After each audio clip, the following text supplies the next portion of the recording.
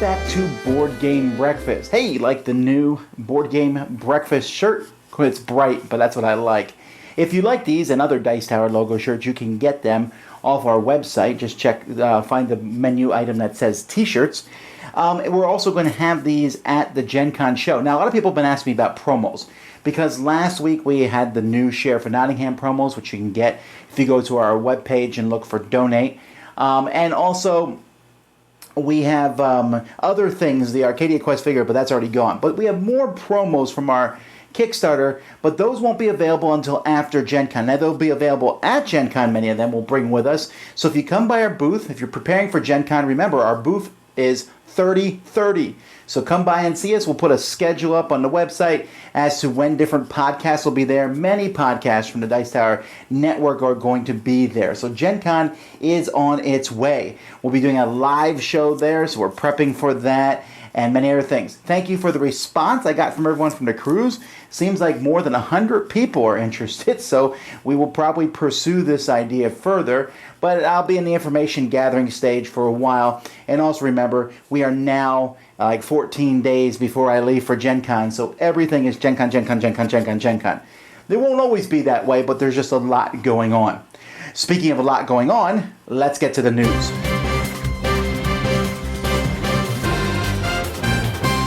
IDW has announced that WizKids is no longer the only ones with the Teenage Mutant Ninja Turtle license. Apparently, they have it too, and they'll be making a board game designed by Kevin Wilson. One versus all, so one person plays, I guess, the bad guys, and everyone else can play the turtles.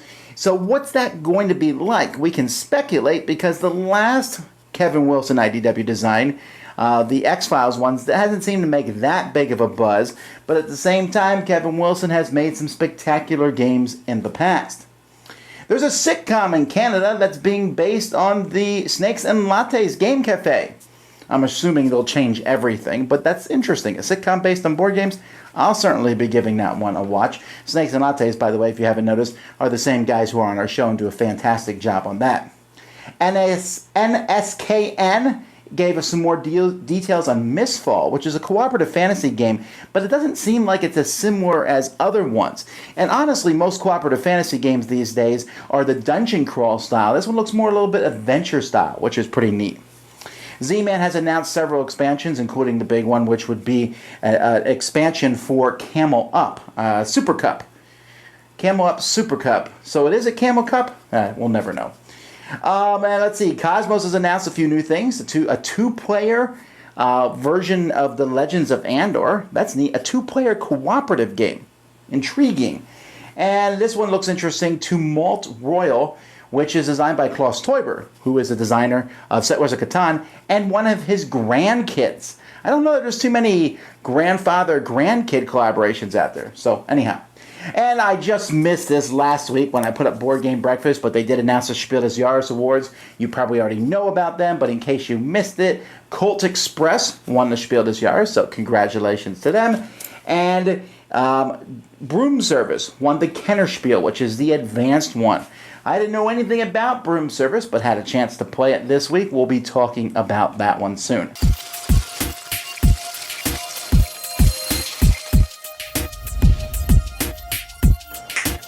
Welcome back, friends, to our fourth and final chapter where we discuss the GNS theory. So in previous chapters, I extolled the virtues of narrativism and simulationism and cited examples of both of those, both within role-playing games and standard board games. But regardless of those virtues, one of the reasons that I moved from RPGs to mainly playing board games more of the time is because I'm a hardy gamist and I care more about interesting mechanics than I really do about theme. Now, to express this, let's talk a little bit about co-op games more, which is where RPGs and board games meet. Battlestar Galactica does a fantastic job of simulating the TV show. You just really feel like you're caught up in this struggle for the future of mankind against these awful Cylons. But for my taste, regardless of those virtues, the game is way too long. So it fails on the gamist front, because it doesn't appeal to that mechanical quickness and dynamism that I'm accustomed to. So we can talk about these three aspects, the GNS, as though they're competing interests. But if they're executed well, they can actually synergize with one another and enhance the experience on all three tranches. How can I say that? How do I know that's not a gamer fantasy? Like a really good pirate game? Well, because I have played Dead of Winter. Dead of Winter offers superior gameplay to other co-ops by giving the player enough options and special abilities that there is actually a strategy. It's not like in Pandemic where you play the hazmat guy and so every round you just do the hazmat thing. With the Crossroads cards, there's enough flavor to keep it interesting. And since they don't kick in every round, there's never the opportunity for all that flavor text to actually become boring. Now, it's not a perfect simulation, because in the real world, dogs cannot use sniper rifles. But honestly, would you want to live in a world where such was the case? I don't think so. So that concludes our deep dive on the GNS theory. Come back again next week where we'll be talking about the game Deep Sea Diving. Games Magazine promises it to be the gaming experience of 1986.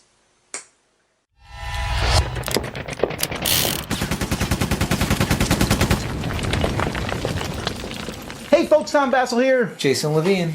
Today we have a question from Chris who asks, is the U.S. taking over board gaming? Or more specifically, he says that in the past 10 years or so, we're starting to see more and more United States-based designers becoming big names in the hobby. And many of the top games that are being designed are being done by U.S. designers. And American companies are stepping up to the forefront where they're becoming worldwide names, not just reprinters of Euro games, which is where they were 20 years ago. Mm-hmm. And he says that shakers in the industry, or even reviewers, that there are not many big name reviewers who are not American. Is that showing that the United States is moving towards a position of dominance in the board gaming industry? I'm going to say no. I'm going to right flat out say no. I think the reason why there's more reviewers and everything on the U.S. side is because the U.S. has a lot more population. Just like when you look at record sales or anything else, there's more records that are sold in the United States versus foreign countries. But some of my favorite designers, and I'm just going to throw some names out there, are people like Antoine Bauza, Stefan Feld, Rainer Knizia Still, Kramer and Kiesling, and you're talking all these European designers. They're some of my favorites. They make really good games. Yes, there's a lot of good American designers too. I mean, we played with Eric Lang recently, and he's a really good designer. So I'm not saying there's not American designers, but the German or the Euro designers are still out there, and there's still a lot of very, very, very good ones. And I don't think that the U.S. has taken over the board game industry. I don't think they're taking over the board gaming industry, but I think in a sense, let me see if I can say this properly. I think the United States has always been number one in the board game industry, just not in the way you might think.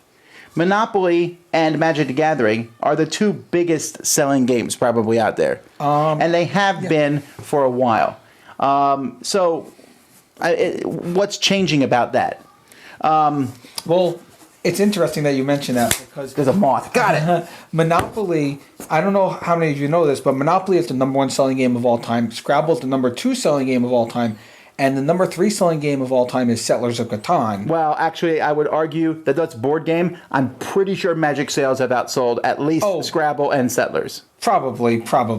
But what I mean is, there's always been a dominance. It's just not the dominance that people are thinking of. It's not hobby market dominance, right? Yeah. But Monopoly. And I think there's a clear shift in where the United States was from 20 years ago. 20 years ago, we were like, oh, Settlers of Catan, that's so great, and that's all we know about, and people were buying German games, and we don't have to do that anymore. Sure, there's great designers, but I think it's not so much United States. I think it's the fact that if you're in the United States, you're just noticing it more now. There is an intense globalization of gaming going on right now. As soon as a game is printed, it often comes out at the same time in multiple countries. Which never happened before. Right, and because of the internet and because of things going on, so the board games are all over the place. There's great designs happening in Japan and Czech Republic and Poland. Poland, Portal Games, I mean, everything that they're doing is amazing. And Vlada as well. I mean, you're talking about countries that you wouldn't have thought these countries had games because it used to just come out of Germany and the U.S., and now a lot of countries have got involved in designing games. Now, on the reviewer side, that I don't know about. Obviously, we speak English. I don't listen to people who speak other languages, so I know that there are other reviewers out there. I know that there's the French team Trick Track. I know they're very big. There's obviously magazines like Spielworks and things in German. So there's national writers of news in Germany and such. Yes. Do they affect the world? It seems like currently the language that the world uses as a base language is English. For board games, yes. For board gaming, and that is what it is. So maybe there are more American reviewers than not, but I don't know that, again, that means the U.S. has any sort of dominance in the industry. And it could change for all we know, in 10 years, the biggest reviewer will be from China or India. Or France, because Asmodee is probably the biggest company, so... We haven't sold out yet, folks! Until next time, I'm Tom Vasel. Jason Levine. Send us questions at dicetower@gmail.com.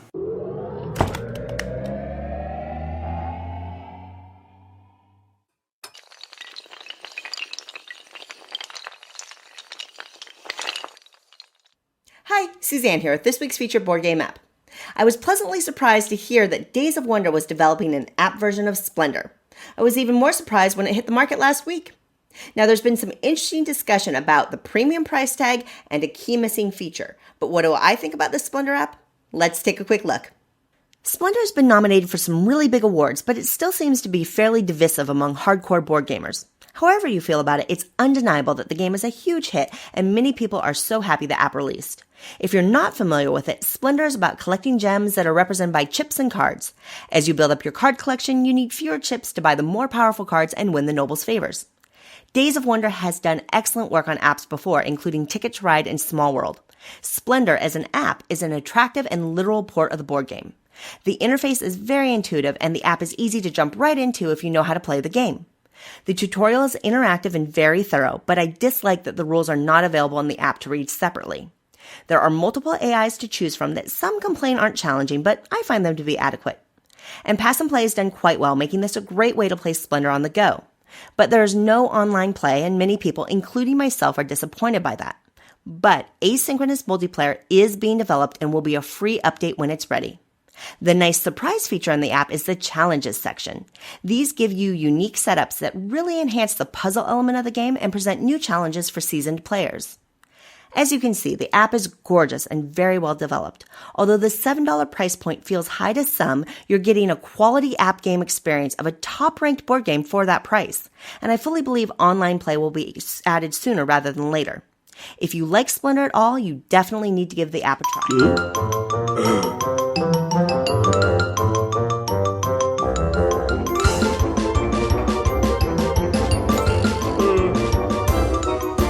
For the Dice Tower this week, we have several reviews coming your way. The biggest is probably the new version of the Empire's Age of Discovery. We have a lot of different smaller games. A really cool little game called Dark Tales. So keep an eye out for that. We're also going to be preparing for Gen Con. We're going to work on a video. It will either come out this week or next week about tips if Gen Con is your first time, or maybe you can use it for any kind of convention in general. And, of course, lots of different podcasts as we prepare. I know Gen Con's still 2.5 weeks away, but there's a lot going on at this point. So anyhow, you can find all that and all our other podcasts and things at dicetower.com.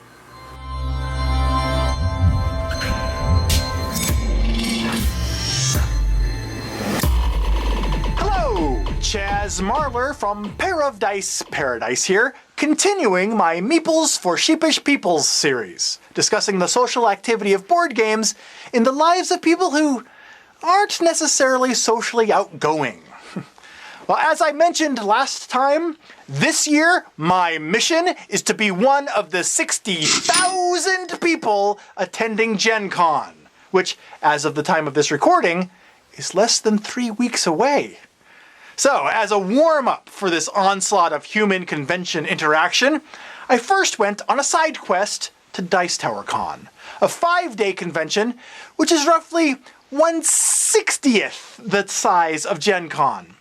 I figured its comparative lower difficulty setting should make it a breeze. I even went in with a short specific quest log. First, meet up with and play games with a friend of mine who was also going to be at the convention. And then find and play games with several other people who I had corresponded with online through social media. Simple enough. I mean, sharing games with other people is what we're all there for anyway, right? Now, I'm not saying that one must mix and mingle with strangers when they go to a convention. If you're planning on just, hanging out with people that you already know, it's perfectly fine. But one of the specific reasons why I went to Dice Tower Con was to meet the people behind some of the Twitter and Facebook avatars that I had met online. Well, things started off well enough. The morning of day one, met up with my buddy at a table, and we played games, and the hours just zipped by.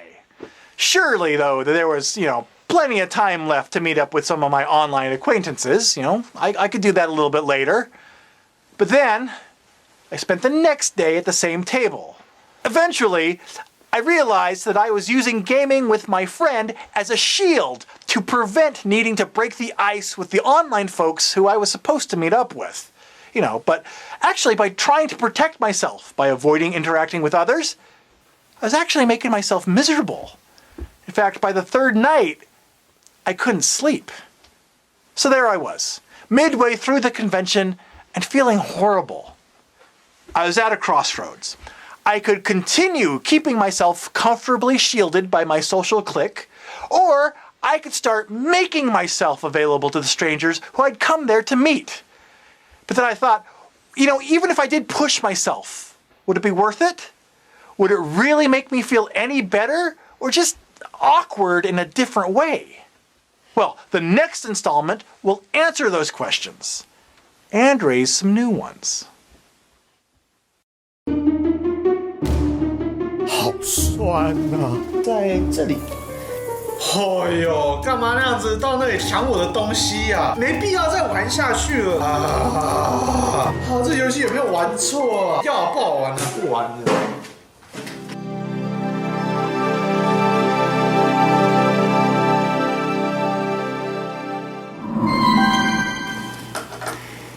And it's time now for the top 5 expansions of all time, according to me. So number 5 is the Tuscany expansion for Viticulture.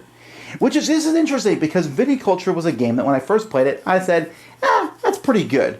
Then I played the second edition where they changed a major rule and made me really get into the game. I was really enjoying it. And then Viticulture came out with, I think, 15 modules. I don't use them all, but there are 8 modules in there at least, and they are amazing. I actually threw away the old board, took the new board that the expansion brought, took all the new stuff. I play with these modules even when teaching new people. It takes Viticulture from being a decent Eurogame to being one of the best that I've ever played. Hands down. This expansion is amazing. Highly recommend it. I know it's a lot, to say go buy Viticulture and, buy Tuscany right on top of it, but you really should. Then we have Cosmic Dominion. Now, I like all the expansions for Cosmic Encounter, but this one's my favorite. It's also the newest one, which doesn't happen very often. But this one here was basically as if the designers made it for me, which they did in a sense. The 3 designers were very strong Cosmic Encounter fans, make me look like nothing, and so they made it for the heavy Cosmic Encounter fans, which is I am one of. And so all the aliens had some really fun, cool powers. They added the rewards deck back in, which is my favorite part of the game. Just just fun stuff. Fun. Really like it. It would be one of the first expansions that I would get if I had to rebuy the whole set. Just a lot of fun. Cosmic Dominion. And then speaking of Dominion, my number 3 is Dominion Prosperity. Now, Dominion has had many expansions. I think there are over 10 at this point. But Prosperity, to me, blows them all out of the water. There isn't even a close second. Seaside's pretty good, but Prosperity is amazing. It added more money, it added more victory points, and it just made stuff bigger. Now, the deck building is fun in Dominion. Like, ooh, look what I can make, Ooh, I bought a gold. But this brought in platinum. This brought in big victory point cards. It brought in stuff that cost 7. Wow!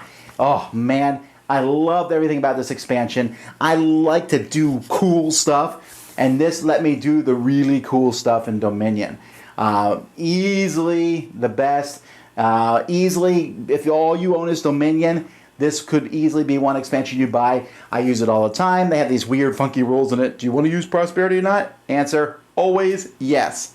So that's that. Number 2, then, is the Summoner Wars Master set. Now, I already mentioned the Summoner Wars Masters Alliance set. When Summoner Wars came out, they came out in two faction sets. And I was like, ooh, you can play the orcs and the goblins and the elves and the dwarves, I think. And they're 4 fun factions, especially Tundra orcs. What a cool idea. And they played well back and forth. They came with a paper map, and it was like, ooh, here's a really fun, small indie game. Then they came out with some more factions, and then a few reinforcement packs. You're like, wow, this game is really good. And when they announced the alliance, the box here, the Master Set box, that came with 8 new factions, that came in a box with a full-fledged printed board, this was when you were like, wow, Plaid Hat Games, they really are becoming a company that's not just pushing little stuff. They're really a big deal, and it was really neat and a lot of fun, and it's honestly a great way to get into the game. And some people will argue and say this wasn't an expansion, but for me, it was an expansion. I was having fun playing the basic game, but this really brought it full circle. And then finally, my favorite expansion of all time was a very easy one to pick, and that's for Descent: Road to Legend. Now, Descent was a fantastic game when I got it. It was a dungeon crawl board game with miniatures that was based on the Doom board game, which I liked, but it made that one even better, giving you ways to level up. And you started a dungeon like, well, I can barely lift my sword. To the end, you were like, bring on anything. And you would fight it. And that was really fun, but it also took like 6 hours. It was long, and, it was kind of weird to go from nobody to the end. Sometimes the endings were anticlimactic. But Road to Legend added a campaign system, took this big, giant game, and put it in these small modules and turned it into a bigger game. We're talking 200 hours, but you only would play a little bit at a time. So you'd play a little bit of campaign here, a little bit of campaign here. Your people grew as time went by. They added so many things. It was such a success. It was so amazing that when they came out with Descent 2, so second edition, they basically had this integrated in already. When Imperial Assault came out, this had it in it already because this expansion was that groundbreaking. This expansion changed Descent from a game that I liked to one of my favorite games. And I'm so glad that they are following through in this. I'm honestly surprised that other companies haven't copied it. It was a really cool and fun idea to let you play games in our short time frames that we have, but at the same time make it feel like this grandiose, huge adventure. Lots of fun. So that's it, folks. I'll start a new segment next week or the week after to take the place of this one, but I hope you enjoyed the trip through my top 100 expansions of all time. We are going to be doing a top 10 list this week. We'll be doing our top 10 expansions of all time. You've already heard mine, but now you'll hear mine, Sam, and Z's, and also us giving each other garbage about what we picked. So anyhow, thanks so much. I hope you enjoyed this segment, but let's move on. Hey everybody, Steve here, and this week on the 2 Minute Drill, I wanted to do something different and go through a list of the top 4 reasons that you should run out and get a baseball game. So here it is, the AFR top 4 slightly late July 4th reasons that you should play a baseball game. Number 1, history. There are some companies that have been in business a long time. Replay Baseball was first released back in 1973, Stratomatic released in 1961, and APBA opened their doors all the way back in 1951. As I'm approaching 40, I'm learning to appreciate things that are older than I am. Number 2, legacy. Just about every professional baseball season has been recreated from one game or another, so whether you want to travel all the way back to 1884 with Pine Tar Baseball, or relive the 2014 season for whatever reason, there is a game out there that's going to have you covered. Number 3, independence. And let's say that you don't want to recreate history and you want to make your own tabletop memories. Well, you can check out some of the fictional sets available. There's the Continental Association baseball sets for Payoff Pitch Baseball from Sideline Strategy Games, or there's the Baseball America sets for History Maker Baseball from Play.com. And finally, number 4, innovation. Just like all great American ideas, everything has to continue to innovate, and the same is true for baseball games. So maybe you want to check out the bluffing guessing mechanics that are in Bottom of the Ninth from Dice Hate Me Games, or the deck building mechanics of Baseball Highlights 2045 from Eagle Griffin Games. And guys, whatever kind of game you're looking for, I hope you give a baseball game a chance this year. And until next time, you've been watching the AFR 2 Minute Drill.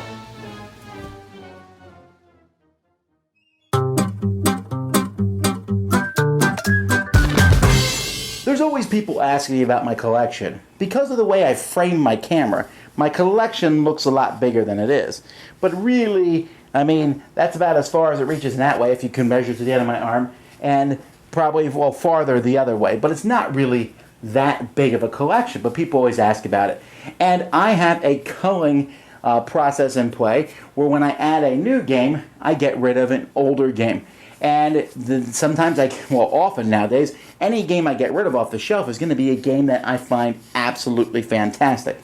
Now, there's some caveats to that. I have some games on the shelf that are party games that I specifically think work great in different groups, and so I have those. There's also games on my shelf that my kids like quite a bit, and so those games are going to make it more, regardless of what I think of those games on the shelf. So what I did is, it's been probably 5 years since I've updated my collection at Board Game Geek, and I thought, well, that's not really good. Let's fix that. Well, it was a little bit more work than I thought. What I did was, I went on Board Game Geek and went through all the games I've ever rated and said, yes, I have that one, no, I don't have that one. I went through and checked, spent hours and hours going through that. Then I downloaded that, printed it out, and then went to each section and said, is it on a list, and crossed it off. And if it wasn't on a list, I went and added it. And then at the end, I took all the ones that I hadn't crossed off and said, oh, those really aren't my collection, and deleted them.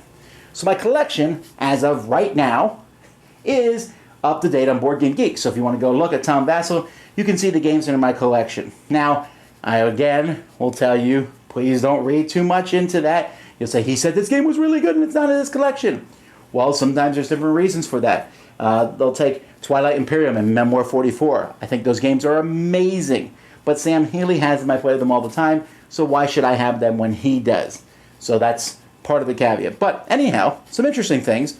When I finished up cataloging my whole collection, I have 356 games, which is a lot, of course. I mean, it's bigger than many people's collections in America. However, compared to many of you, there's probably hundreds of you watching who have bigger collections than that, and I'm perfectly fine with that. But I was curious, what designer do you think has the most games in my collection?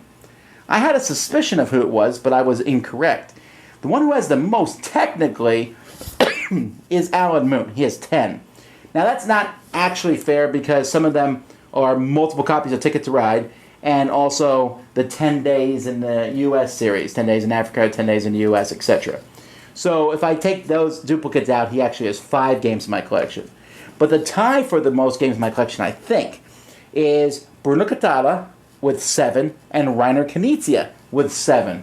So I thought that was interesting. Then after that, I have 6 from Eric Lang, 6 from Uwe Rosenberg, and 6 from Corey Kneska. I have no Martin Wallace games, which I thought was interesting. The company whose games I have the most of is, well, this one's hard to tell because initially I thought it was Asmodee, but when you go look on Board Game Geek to see what companies have games, Asmodee prints a lot of games in America in Europe, so I don't count those as being from Asmodee. But it was a tie otherwise between Rio Grande and Z-Man Games, both with 26. And again, that's because they bring over a lot of games, so they have a lot of companies that are pooling into them. Fantasy Flight Games, which I thought would be number 1, actually I only have 19 of those. And I have 8 Mayfair, and probably other ones. But I'm really glad about that. I'm glad that I don't have one designer where I have 30 of their games. I like having this huge, diverse collection, and I have a lot of designers that I only have one of their games. And I feel really cool that, I mean, I can look and say, okay, here's a game here from Mike Elliott. Here's a game from Paolo Mori. Here's a game from Corey Kneska. Here's a game from Richard Borg. And I really enjoy that. So anyway, it was fun to put my collection together. But I thought as I was doing it, and I thought it's interesting how I felt in that moment. You know, when someone says, are you going to organize your collection? And I was like, I got to get around to organize my collection, I guess. Well, once I started doing it, I got into some sort of zone. And I can't explain how much fun it became for me, and also kind of how focused I was to the end. I stayed up quite a bit late at night to get it done. And just going through and looking at each section and going through and cataloging everything, and it was done, this immense feeling of satisfaction. I just did something very similar with Mage Wars. I have some new sets for Mage Wars, so I went through, took all my cards, sorted all my cards out, went through everything, got rid of duplicate cards, checked those, remade all the decks, and just spent a lot of time. And again, it was a very satisfying thing to me. Now, I know not every gamer is that way, but I wonder if more gamers than not are that way. I'm not saying it's OCD or anything, because I don't think I have OCD. Otherwise, my shelves wouldn't be slightly off kilter, because that's for support, but it always bothers people. They always ask about it. And there's a better way to organize these by alphabet or by color or what have you. But at the same time, I do like the fact of organization. When I walk in and I see these games and they're all lined up and I know how many are there, I feel really good about that. When I have one of these games, I like to have all the pieces organized inside the game and have everything ready to go. And it makes me feel good. Now, I like chaos to some degree when you see my component drops and I drop pieces all over the table. But I do then pick them up and put them in bags and make sure the game is organized, because I like the idea of organization. I did it when I was a kid with baseball cards. I would sort my baseball cards out by position, by team, by number, by stats, and I just had fun doing that sort of thing. So I guess my question here is to you guys, as I organize my collection to some degree. What do you guys do? Do you just kind of put it on the shelf to see? Do you have a written list? Do you keep track of it at Board Game Geek? Do you constantly monitor that and add and subtract games as they come in, which I'll try to do now since, I got to keep track of how many are there. What are you OCD about other things, like when you have a game with a lot of cards like this or with matching stuff? How do you sort them? Do you just have them in big boxes? Do you sort them by commons and rares? Do you sort them by name? How does that work? I'm just curious how you guys sort things, or maybe you don't care that much about it, or maybe you're even more intense about it than I am. Either way, I find that it's a very therapeutic thing. I can put on music, maybe watch a movie while I'm doing this sort of thing, and it's a lot of fun for me. So what else can I organize around here? Hi friends, my name is Stella. I'm coming at you from Snakes and Lattes, and I wanted to tell you about one of my favorite games. It's called Concept. Concept is basically a game of charades, but rather than acting out the clues, you're trying to get your opponents to guess them by moving tokens around a board made of symbols. The symbols range from really simple depictions of, for example, a man or a woman, all the way up into weird shapes, things that could represent smaller or bigger or upside or opposite of. One time I was playing Concept with a friend of mine. We might have had a few adult beverages, and we were trying to guess Teenage Mutant Ninja Turtles. I got so far as to understand big fighting turtles, large turtles who fight people. There's war. And turtles? One of the things I really like about Concept is it's not a very strict rules-based game. You kind of play for the joy of teasing your brain and trying to get something out of your opponents. But I think the fun of it is really just taking turns, drawing a card, and using these crazy concepts to try and describe this thing. And I think that's a really interesting challenge and can make for some really interesting revelations about your friends and the way they think versus the way you think. Because sometimes you think you've been so clear with these 5 tokens on the board and your buddies are just not following you. And I love that about Concept.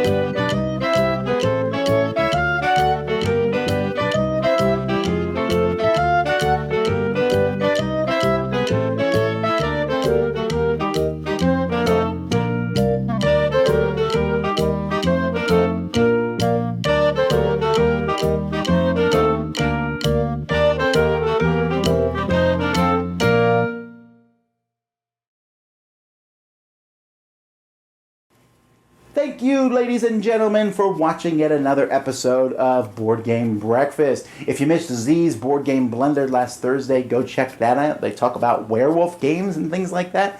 That sounds like a lot of fun, so check them out. Like I said, we have a top 10 list coming out later this week. There might be some live stuff, but don't be too looking forward to the live stuff until Gen Con is over, and then we're going to show you some really cool games live.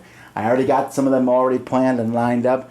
Just wait and see. Anyhow, folks, thanks so much for watching Board Game Breakfast. Thanks so much for all the nice things that you guys say about the Dice Tower. I always really appreciate it.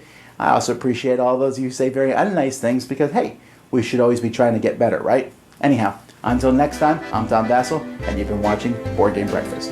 Thanks for watching Board Game Breakfast. Tune in each week for your daily dose of gaming goodness with Tom Vasel and all the gang. Until next time, I'm Eric Summerer, and you've been watching Board Game Breakfast, a Dice Tower production, sponsored by Cool Stuff Inc., an amazing place to buy board games.